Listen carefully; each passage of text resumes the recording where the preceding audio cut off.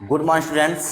Class 11 में आज का जो टॉपिक है ये बहुत ही महत्वपूर्ण टॉपिक है और ये कंपटीशन की दृष्टि से भी आपका बहुत ही महत्वपूर्ण है।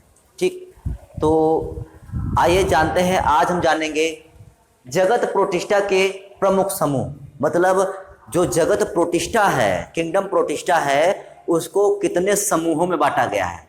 ठीक, उसमें उसके अंतर्गत कितने प्रकार के जीवधारी आते हैं, क्योंकि अभी तक हम लोगों ने सिर्फ क्या पढ़ा था, प्रोटिस्टा जगत के लक्षण पढ़े थे। लेकिन आपसे पूछा जाए कि अगर जो स्लाइम मोल्ड्स होता है या श्लेष्म कवक जो होता है वो किसके अंतर्गत आएगा, या अमीबा जो है वो किसके अंतर्गत, कौन से प्रोटोजोआ के अंतर्गत, प्रोटिस्टा जगत के किसके अंतर्गत आएगा, ठीक, या शैवाल जो है वो किसके अंतर्गत आएगा। तो इस टाइप के ढेर सारे प्रश्नों का उत्तर हमको यहाँ पर मिलेगा। ये वीडियो कंपटीशन की दृष्टि से मोस्ट इंपॉर्टेंट है। ठीक, तो चलिए शुरू करते हैं आज का टॉपिक का नाम है जगत प्रोटिस्टा के प्रमुख समूह। वीडियो शुरू करने से पहले अगर आप हमारे चैनल पर नए हैं तो चैनल को सब्सक्राइब कर लें, बेल आइकन को दबाएं ताकि आपको वीडियो का नोटिफिकेशन मिल सके। चलिए शुरू करते हैं। देखिए, जो जगत प्रोटिस्टा है, ठीक, जो जगत प्रोटिस्टा है, जगत प्रोटिस्टा में 3 प्रकार के जुधारी आते हैं। कितने प्रकार के? 3 प्रकार के जुधारी आते हैं। कौन कौन सा? पहला आता है प्रकाश संश्लेषी, इंग्लिश में से कहते हैं फोटोसिंथेटिक, या इसका दूसरा नाम होता है पादप सम प्रोटिस्टा। ठीक, इसके अंतर्गत सब आते हैं शैवाल।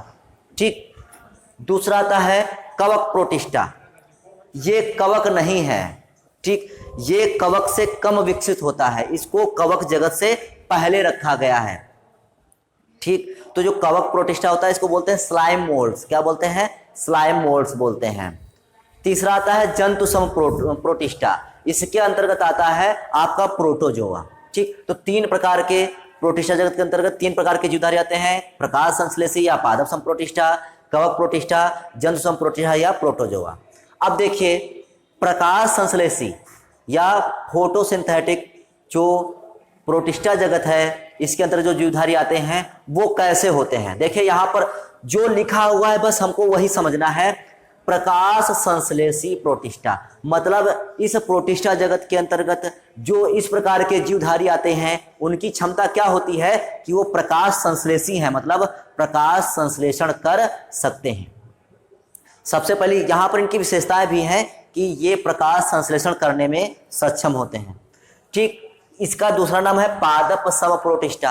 अब पादप सम क्यों कहा? क्योंकि ये जो प्रोटिस्टा होते हैं ये पादप के समान होते हैं। देखिए, प्रोटिस्टा जगत पादप के समान समान, तो ये प्रोटिस्टा जगत जो होता है ये पादप पौधों के समान होता है। ठीक, तो इसके अंतर्गत आपके संसार के जितने भी शैवाल आते हैं, ठीक, जितने भी शैवाल आते हैं वो सब इसके अंतर्गत आ जाते हैं। अगर हम शैवाल पढ़ेंगे तो शैवाल जो होगा वो प्रकाश संश्लेषी प्रोटिस्टा के अंतर्गत आएगा। ठीक, कुछ शैवालों को छोड़कर, 1-2 शैवाल अपवाद भी होते हैं, उनको छोड़कर। अब जो प्रकाश संश्लेषी प्रोटिस्टा है उसके अंतर्गत जो होते हैं वो 3 प्रकार के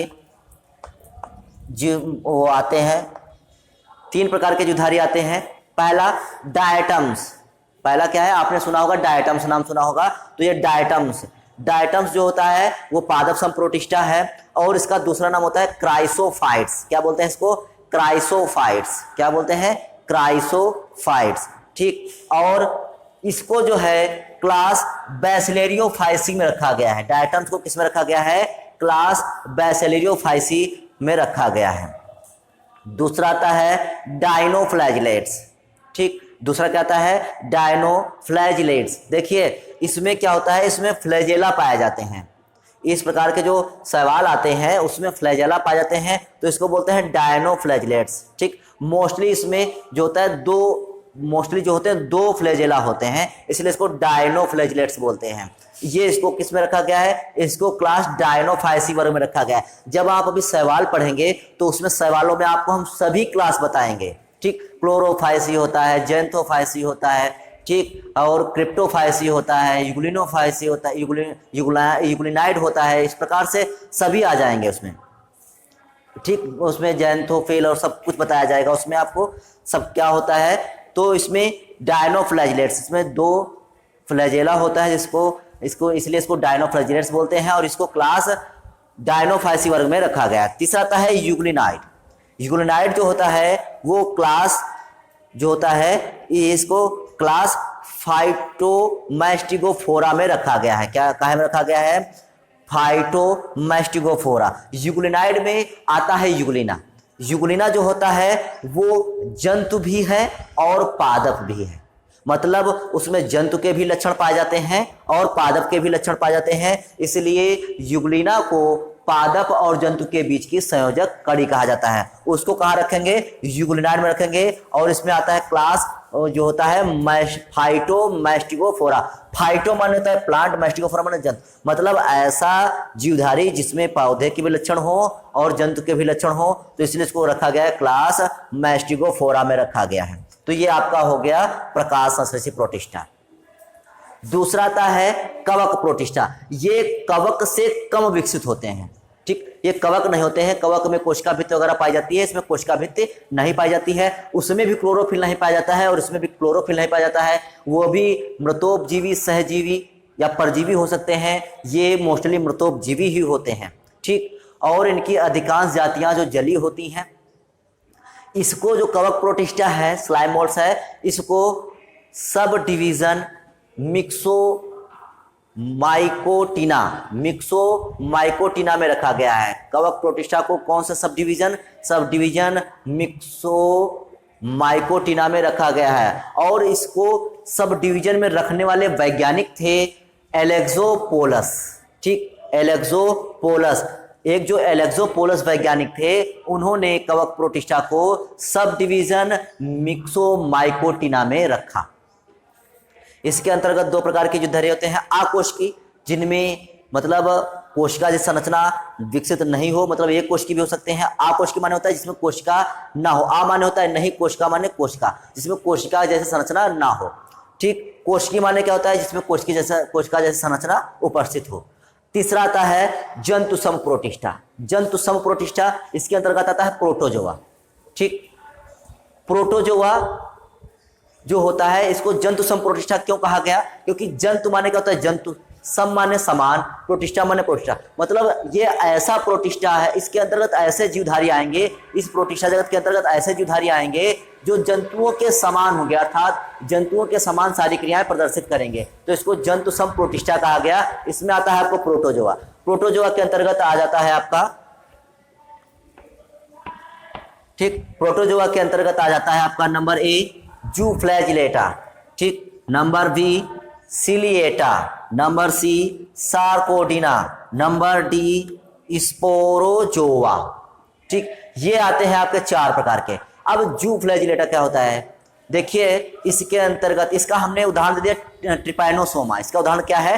ट्रिपैनोसोमा। अब जूफ्लैजिलेटा होता क्या है? देखिए, फ्लैजिलेटा मतलब फ्लैजेला, अर्थात जू माने जो जंतु, ऐसे जंतु जिसमें फ्लैजेला कसाब पाया जाता है। जैसे आप ट्रिपैनोसोमा का जब चित्र देखेंगे तो उसमें एक कसाब ऐसे संरचना होगी, ठीक, जैसे ये संरचना होती है तो उसमें एक ऐसा कसाब होता है, तो इसमें फ्लैजेला पाया जाता है, तो इसको बोलते हैं जूफ्लैजिलेटा। इसमें आता है उदाहरण जैसे ट्रिपैनोसोमा, इसका उदाहरण दे दिया है, ठीक। अगला आता है सीलिएटा, अर्थात इसमें कुछ उदाहरण आ रहा है सीलिया का। सीलिया जानते होंगे, पैरामीशियम में सीलिया जैसी पाई जाती है। जैसे पैरामीशियम होता है तो पैरामीशियम पर ऐसे ऐसे धागे जैसी संरचनाएं पाई जाती हैं, छोटी छोटी रोम जैसी, तो इनको बोलते हैं सीलिया। तो इसमें देखिए उदाहरण भी दिया गया है पैरामीशियम। तो सीलिएटा मतलब ऐसे जीवधारी जिनके शरीर पर सीलिया पाई जाए, तो उसको इसमें रखेंगे, ठीक। जैसे आपसे पूछा जाए पैरामीशियम किस में आएगा, तो पैरामीशियम जो आता है वो सीलिएटा में आता है, प्रोटोजोआ में सीलिएटा में आता है। अगला आता है सर्कोडिना। सर्कोडिना मतलब जब सर्कोडिना का नाम लेते हैं तो उसमें जो होता है सरकने जैसा कुछ जो है साउंड आता है, तो सर्कोडिना मतलब सरकने वाला। सरकता कौन है? अमीबा। अमीबा क्या होता है? अमीबा में क्या पाया जाता है? स्यूडोपोडिया पाए जाते हैं, ठीक, असत्य पैर पाए जाते हैं, स्यूडोपोडिया पाए जाते हैं, जिस कारण से ये गमन कर सकता है, तो अमीबा को रखा गया है सर्कोडिना में। अगला आता है स्पोरोजोआ, ठीक, स्पोरोजोआ में रखा गया है जो आपका प्लाज्मोडियम। प्लाज्मोडियम को रखा गया है। अब प्लाज्मोडियम जानते होंगे कि ये परजीवी होता है, मोस्टली रोग संक्रामक होते हैं, ये जीवधारियों में रोग फैलाने का काम करते हैं। तो जितने भी स्पोरोजोआ में जंतु आएंगे ये मोस्टली परजीवी होंगे और रोग कारक होंगे, अर्थात ये रोग फैलाने वाले होंगे। तो इस प्रकार से ये आपका हो गया जंतु सम प्रोटिस्टा। ठीक, तो आज आपने जगत प्रोटिस्टा के तीनों प्रकार के जीवधारियों के विषय में जान लिया है। तो आज केवल इतना ही, बाकी फिर नेक्स्ट वीडियो में। तो तब तक के लिए जय हिंद।